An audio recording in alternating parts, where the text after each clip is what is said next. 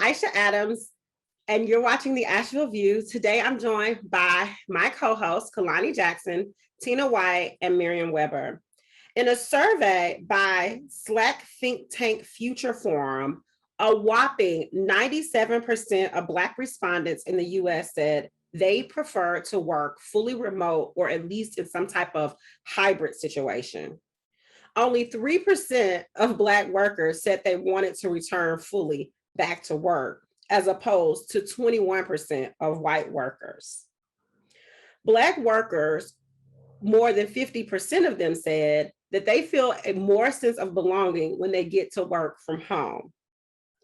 Have you returned back to work fully? How do you think the future of work has changed? Why do you think Black people feel a sense of belonging when they're not at work and they're at home? And why do so many white people want to return back to work? Yeah, why? So I've returned back to work fully. So we still have like some restrictions where the salon can't be at 100%, but you can have like one client at a time. And then I've also ended up picking up a lot more jobs. So there's been a shortage on like wedding makeup in Asheville. So I'm picking up like a lot of work for weddings. I'm picking up a lot of like TV type makeup and things of that nature. So even though in the salon, it's not at 100%, I'm getting contracted out through different things because it's just a shortage of people. So I'm kind of am at 100%. I personally, as a person of color who came from another country, and it was like a culture shock for me, I've always felt like it's a cultural thing in America where people want to do the most when it comes to work. Don't like to take breaks, want to do all of the things, normalizing extra work. And I feel like even when we give kids homework, we are normalizing doing extra things when you're supposed to be at home, relaxing. You clock in, you clock out, you go home, you're done. But no, homework is a culture that we are engraving in these kids since they're very little to normalize doing more work. You guys don't take, American people in the culture, you don't take more than 2 weeks of vacation. And what I was born into and used to was like, okay, everybody gets a 2-month vacation, paid leave that just comes with what you get. We're constantly working. When you are different and you work in a workspace where you don't look or you don't relate to a lot of the people in your place of work, you're constantly, I wouldn't say trying hard, but you're constantly trying to fit in and do the right thing. Like when we are asked to do things that really we shouldn't be doing, everybody jumps on the bandwagon. I'm the only one going, this is not okay. This is not like somebody's got to say no. Otherwise they're going to keep doing this to you. But I'm the only one who says that. I'm the only one who says, okay, if you want them to listen to you, you're going to have to walk out. Nobody does. So I always feel like I'm alone in that sense where people don't, because I am different. And from my upbringing, my everything, basically my demeanor. So when we worked from home, I felt like it was just me and my students. I also really enjoyed the fact that class time was shorter because you don't need to keep those kids in there for an hour and a half. There's no reason. You end up just giving them a bunch of busy work to keep them busy. And I don't think that's fair, or does it work, especially for what I teach. And you need to take a break. Americans like to work. And I think they have they feel a sense of accomplishment, but I feel like you also need to focus on yourself. And that's what remote working has given to a lot of us, is that you can focus on your mental health because there are a lot of things that you don't have to deal with, like being different or being treated differently or not feeling like you belong, being exhausted or feeling different because you like to take time off and not feel bad about it. You like to have mental health days and not feel bad about it, not feel bad about taking work home. I think a lot of people, I can relate to a lot of people that said that their mental health state was better and they did not want to get back to work. And yeah, white people really love to stay busy and do the most. And that's just my experience. Always doing the most, always going the extra mile, even though they're not paying you extra for your time. Or I get that. I respect that, but you don't have to.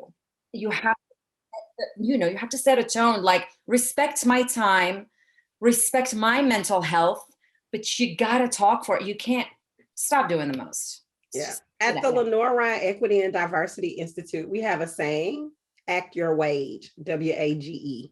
Like act like they paying you to be there. So do what they pay you to do. Exactly. You don't have to do more. You don't have to do less. Just act your wage. Yes. For me, I'm like super passionate and like just now kind of getting set into my career. So I love to do like, if someone asks me to do something related to my field, I'm figuring out ways to like adjust my schedule to get it done. And it's just because I love it and I'm like setting the groundwork so that you when also work for yourself. Yes, so when you do that, you are reinvesting into what you've invested into. Whereas when you're working a job, a lot of times they don't even spell your name right on the plaque. You know what I mean? So it is a different situation. So Tina, what do you think? So I'm guilty as a white American. And you described me very well. The most. I will say this, what was so interesting for me when I transitioned at work several years ago, before I transitioned, work was kind of a cocoon. I would go there every day and it was a sense of belonging. And so I felt a certain sense of comfort. I was with people that I was familiar with, not too familiar, so we didn't get into deep issues that you get into with family. You had a ritual around coffee and lunches. And there was just something very nice about that. When I transitioned, and my coworkers were pretty good to me, so it wasn't that they changed, but suddenly I did feel like an outsider. And so when I went to work, it was no longer, I'm going there with my homies. I was now, wow, I'm a stranger in a strange land.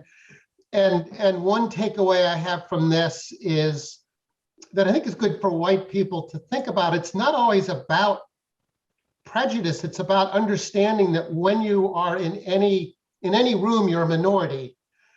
It's a different experience. It doesn't feel as just relaxing. You're more on your guard. You're watching more. You're asking, how do I fit in? And if you're the majority in that room, I had a Black roommate in college, and when I'd go to his parties, I was definitely on my guard, and it wasn't anything that anyone was doing. I was just saying, how do I fit in? How do I not do something embarrassing?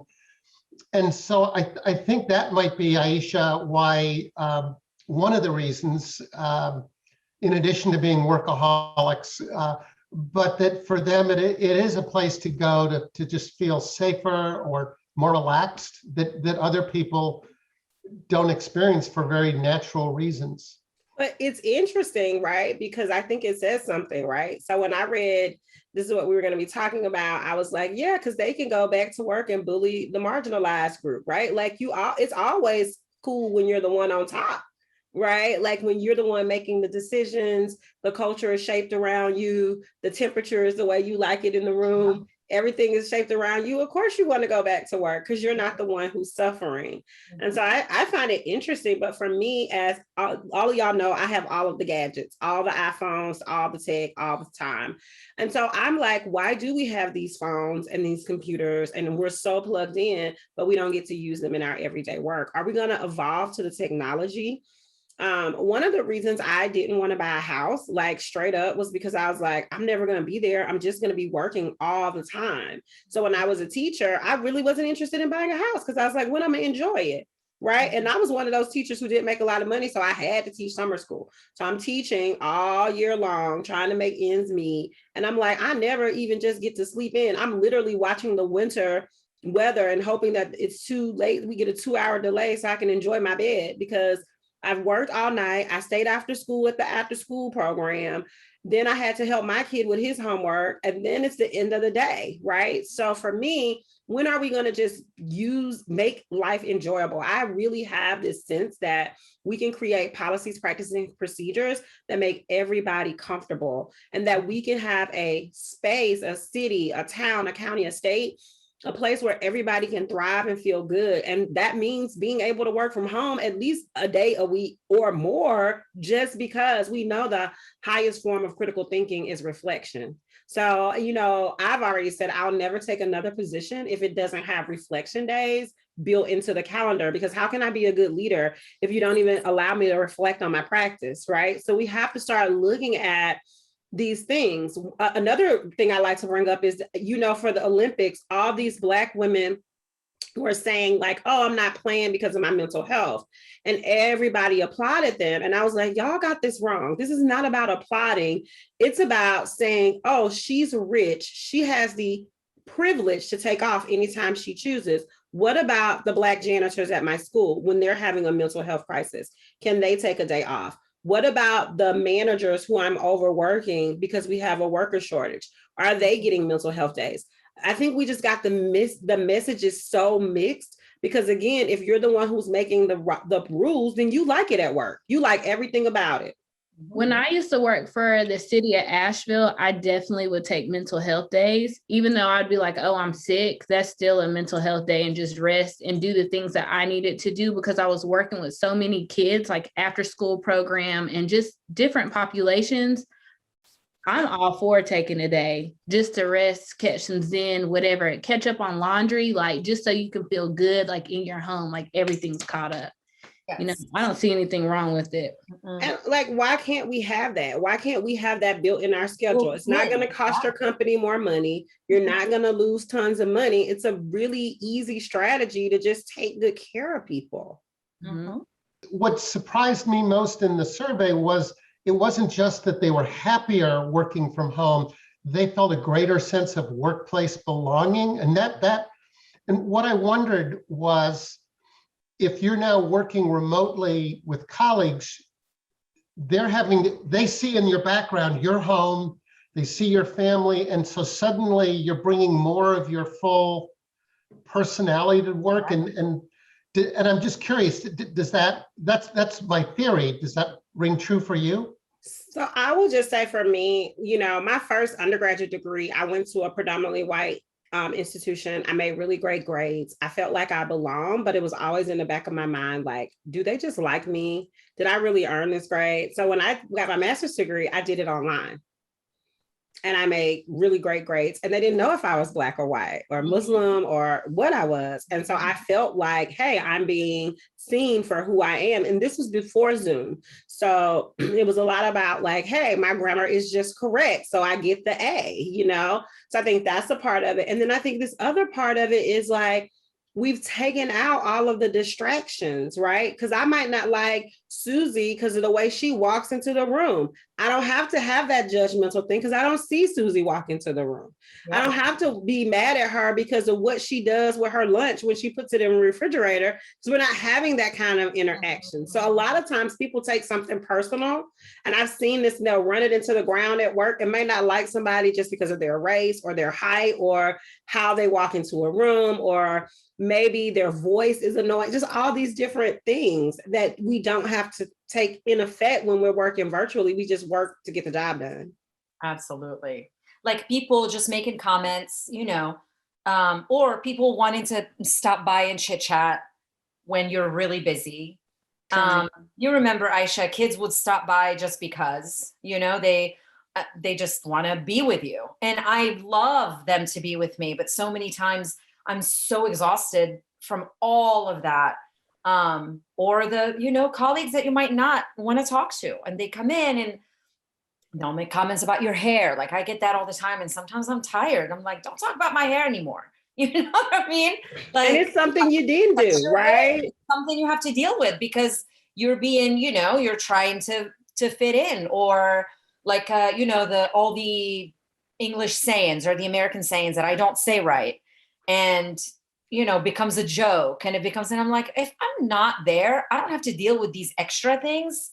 All I have to do is do my job and get an actual lunch break, which teachers don't get an actual lunch break, make a cup of coffee and actually just sit and drink it without having to worry about people fighting or the noise level, because we never get a minute of silence. There's always noise, especially now with the teacher shortage. We have to go to each other's classrooms and fill in during our planning period. So there's not even a break anymore, and people are being overworked, especially in education, especially in public schools.